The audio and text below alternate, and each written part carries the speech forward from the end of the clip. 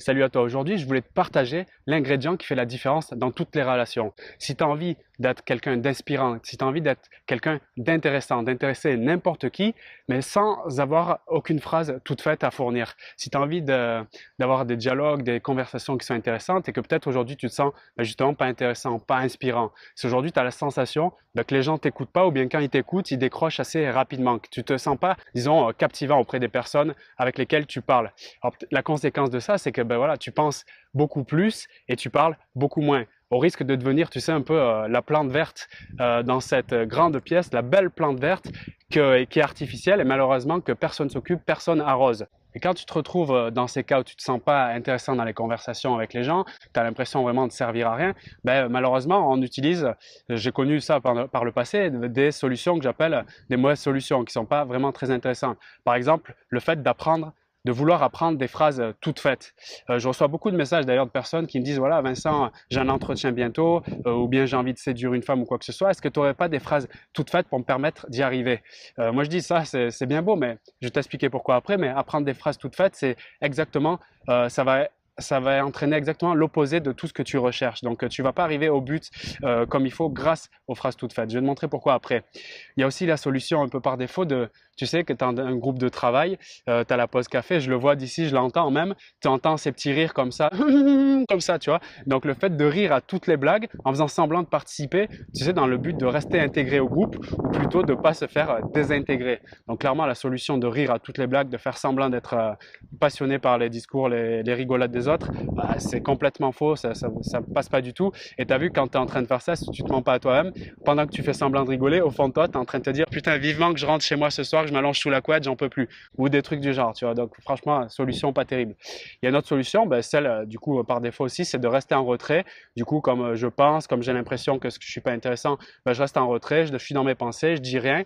Et en fait, voilà, je me suis en mode, je suis à l'écart et voilà, j'assume mon statut de plante verte. Après, il y a plein d'autres solutions. J'espère que tu ne les fais pas. C'est celle d'essayer d'avoir une tenue particulière pour te faire remarquer, du maquillage particulier, ou bien d'autres moyens encore qui sont un peu plus bidons encore, de raconter des histoires sur les gens tu sais, c'est une solution par défaut. Quand tu es en galère, voilà, tu vas raconter des histoires sur les gens pour essayer de te faire remarquer, ou bien d'être réputé pour descendre des bières encore plus vite que ton ombre, etc., etc. Voilà, moi, la solution concrète que je te propose, qui peut se mettre en place dès maintenant, si tu es bien à l'écoute et si tu as vraiment l'envie de devenir plus intéressant, plus inspirant, sans passer par les solutions pansement comme on vient de les voir, mais c'est le fait de parler avec ton cœur, de connecter tes partages avec les émotions, de connecter tes prises de parole avec les émotions. Regarde par exemple les discours inspirants des personnes que tu connais, qui te parlent vraiment, que tu as une sensation quand tu parles, tu as envie de les écouter, ou bien de ces grands leaders, ces discours inspirants, par exemple de Martin Luther King, ou les grands discours de motivation de Tony Robbins, de Jim Rohn, de Les Brown, des gars comme ça. Qu'est-ce qu'ils font qui te prennent aux tripes?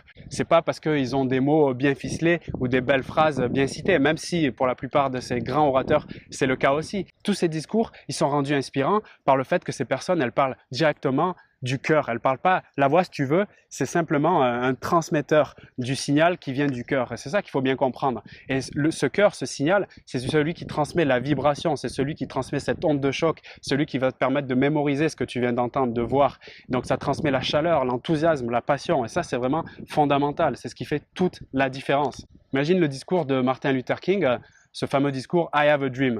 Imagine, il le ferait en lisant des notes comme, je sais pas, le président Chirac à l'époque. Tu vois, ça me rappelle cette image du président Chirac qui lit ses trucs, mais tu vois, les discours politiques, c'est vraiment ça. Le mec, il lit son truc, mais il n'y a pas de cœur. Il y a très peu de personnes qui arrivent à parler avec le cœur. Et ceux qui arrivent, c'est ceux qui arrivent à séduire, ceux qui arrivent à captiver leur audience et à être élus, en tout cas pour les politiciens. Imagine Luther King qui fait I have a dream. I have a dream. Tu sais, le mec, on dirait, il va dormir, il n'est pas passionné.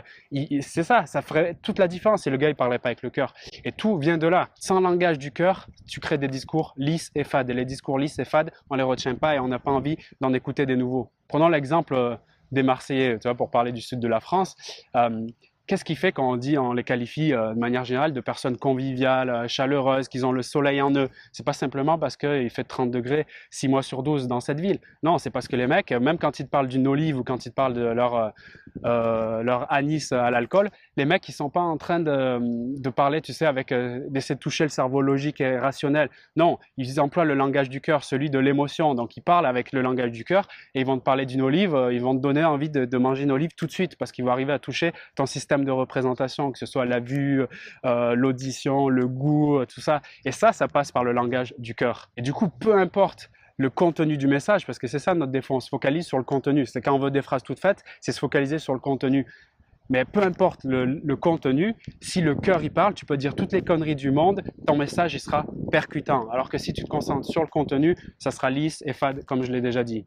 Bon, j'ai parlé des Marseillais pour exemple, ça me fait penser aussi à la terre-réalité, les Marseillais à Miami, les Marseillais je sais pas où.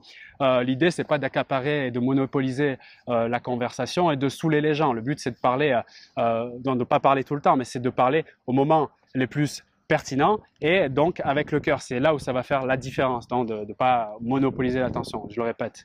Donc les conseils que je te donne pour y arriver, c'est d'utiliser le langage des émotions parce que le cœur égale émotion. Donc l'idée c'est de se reconnecter avec les émotions de base. Ça encore, on ne l'apprend pas à l'école. Mais on peut l'apprendre dès maintenant si tu le souhaites. Il y a d'ailleurs pas mal de bouquins qui traitent de ce sujet si ça t'intéresse de lire. Donc ces émotions de base, c'est les émotions universelles. Et il y en a 5 principales. Il y a la joie, la colère, la tristesse, la peur, la surprise. Tu vois, donc l'idée c'est d'associer et de relier tous les sujets de conversation, tous les trucs auxquels tu as envie de parler, tu les connectes directement avec chacune de ces émotions. Et à ce moment-là, rien que le fait d'y penser, au moment donné où tu vas parler, tu vas déjà être beaucoup plus connecté avec le langage émotionnel, le langage du cœur, plutôt que toutes les pensées envahissantes, celles qui nous perturbent. Et justement, la deuxième chose que j'ai envie de dire, l'ennemi du langage du cœur, celui qui détruit la transmission de passion, la transmission d'inspiration, eh bien, ce sont ces pensées envahissantes. Ces pensées envahissantes, c'est celles qui sont liées justement au fait de je veux faire une phrase toute faite, tu es dans une discussion, tu veux la bonne blague au bon moment, tu l'as déjà anticipé, tu as juste ton moment où il y a un petit moment et la petite fenêtre de tir et tu vas pouvoir placer ta petite blague. Et qu'est-ce qui se passe à ce moment-là? Il y en a 2-3 qui vont rigoler sur 10, mais ce qui va se passer surtout dans ta tête, c'est que toi, tu avais imaginé que ça allait attirer toutes les foules, les gens, ils allaient partager sur Facebook ta blague, tout ce que tu veux. Et en vérité, il y en a beaucoup moins qui vont rigoler. Donc, l'imagination que tu as du truc, quand tu fais une phrase toute faite, est dans la réalité, beaucoup moins impactante. D'où le fait de reconnecter, ces pensées avec ces émotions pour pouvoir avoir un langage beaucoup plus qui parle au cœur et beaucoup plus impactant en termes émotionnels. En gros, le schéma des pensées envahissantes, c'est plus je pense, moins je suis connecté au langage du cœur, moins mes prises de parole, elles seront captivantes. De mon avis, il vaut mieux dire une belle connerie avec le cœur qu'une belle citation récitée avec la pensée. Parler avec le cœur, c'est ce qui rend vraiment vivant une conversation et c'est ce qui fait qu'on se souvient de nous, tout simplement. Là, je t'ai partagé un moyen fondamental, un principe puissant pour rendre dynamique, pour rendre intéressantes tes conversations. Et si tu veux aller plus loin, si tu veux les rendre encore plus dynamiques et vraiment créer des relations de qualité, avoir des conversations vraiment enrichissantes, je te propose de télécharger le guide que je t'offre directement là dans le premier lien de la description. Tu retrouveras les 24 autres façons d'enrichir tes conversations. Tu m'en diras des nouvelles. Et moi, je te souhaite une bonne journée pour aujourd'hui. Je te livrerai donc un autre partage dès demain sur cette chaîne YouTube. Salut!